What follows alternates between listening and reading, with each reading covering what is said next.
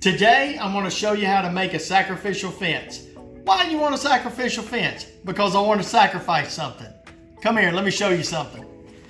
Your fence on your table saw, when you come up against your blade and it moves, it'll scratch this.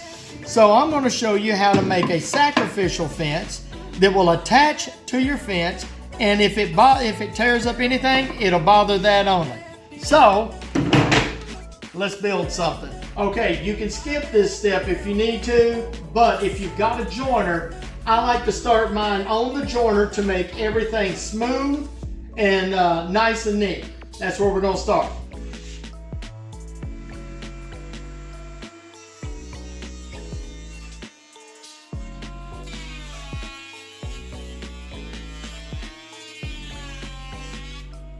Okay, the next step in it, my fence, I want this to be just below it. I'll explain why in a minute. And I want it just below the fence, so we're going to set this at 2 3/8. I flatten one side on the jointer. It's going to go against my fence, and I'm cutting off the other side.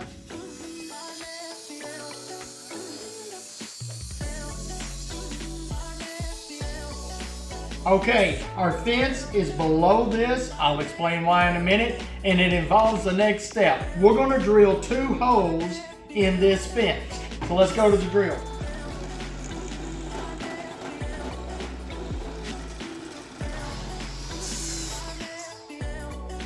Okay, we've cut our board down to the length we needed, and we drilled 2 holes. Why do we have the holes? That's the trick.